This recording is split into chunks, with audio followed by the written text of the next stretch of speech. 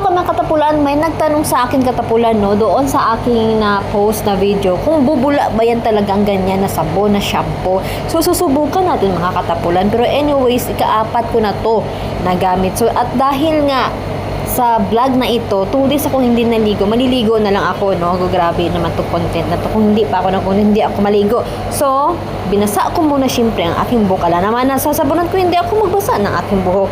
So, ayan is, nasakit mong aking tainga dyan kaya naigo sa aking ano ba? Naigo sa aking buhok ba? So, anyways, ayan na siya. Binasa ko na siya. So, itatry na natin ang sabon.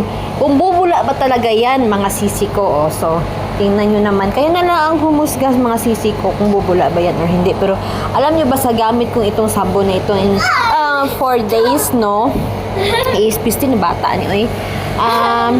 Maganda siya katapulan, may progress siya, may result siya.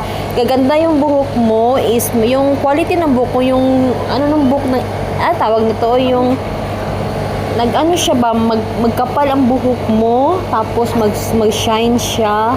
Tapos pag hinawakan mo yung buhok mo, maganda talaga siya, yung grano ng buhok mo ba, kakapal talaga siya, may progress talaga siya. So what if 1 month mo pa itong gagamitin, o diba? Tingnan nyo naman, o, bulang-bula na talaga siya mga katapulan, maganda talaga siya sa buhok, lalo na kapag anuhin mo pa siya ng conditioner, lagyan mo pa na siya ng cream silk dyan, mas lalo pa talagang mag-shine ng iyong buhok, o diba? At mas lalo pang magkapal ang iyong buhok kung ito ang parati mong gagamitin or i-shampoo mo. Tingnan nyo naman na dati katapulan hindi ito magganito ang aking buhok. Kasi nga, nagnipis na yung buhok ko. Pero ngayon is na okay ni siya makatapulan at